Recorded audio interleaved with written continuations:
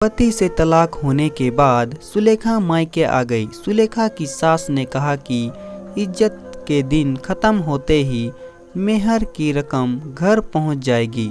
जब इज्जत के दिन खत्म हो गए तो सुलेखा की सास ने मेहर की रकम सुलेखा के घर पहुंचा दी। गुमसुम बेटी को उसके मम्मी पापा देख ना सके। उसके पापा ने कहा कि बेटी ऐसी जिंदगी नहीं कटेगी।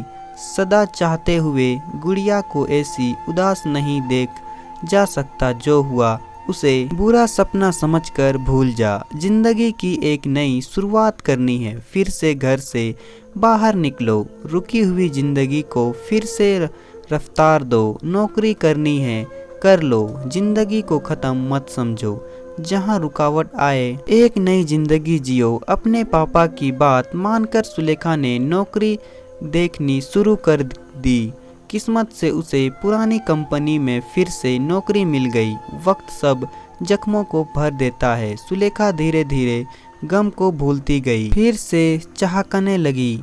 उधर सुलेखा की सास की उम्मीद पर पानी फिर गया। उसे जो लगता था कि वह नहीं हुआ। ना तो लड़कियों की लाइन लगी और ना ही कोई रिश्ता आया।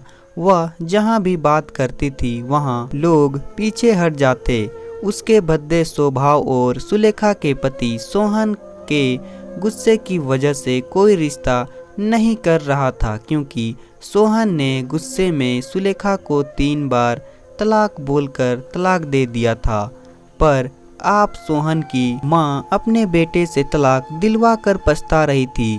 पर अब क्या हो सकता था। जब चिड़िया चुग गई खेत, कोई कुछ भी कहे, सोहन को पहला प्यार भुलाया नहीं जा रहा था जो उसने सुलेखा से किया था। अगले दिन जब सुबह हुई और इस विषय में चर्चा हुई तो सोहन ने फूफा से कहा, तुम दोनों का तलाक के बाद इस पत्नी से दोबारा विवाह एक ही सूरत पर हो सकता है।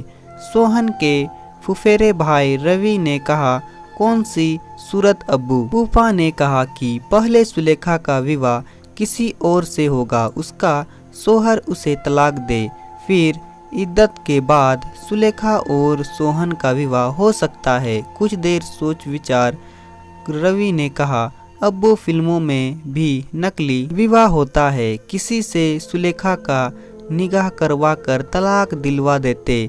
आज निकाह कल तलाक, फिर सोहन भाई का निकाह सुलेखा से करवा देते हैं।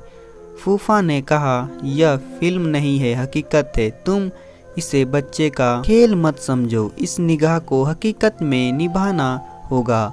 निकाह के बाद पति पत्नी की तरह संबंध भी बनाना पड़ेगा। तब उसके बाद तलाक होगा। तब सोहन सुलेखा से शादी कर सकता है। काफी सोच विचार करने के बाद जब कुछ नहीं समझ आया तो सबने मिलकर रवि से निकाह करवा दिया और रात में संबंध बनाने के बाद अगले दिन रवि ने सुलेखा को तलाक दे दिया। तब जाकर सुलेखा की शादी सोहन से हो गई। तो दोस्तों, कहानी पसंद आए तो वीडियो को लाइक करें और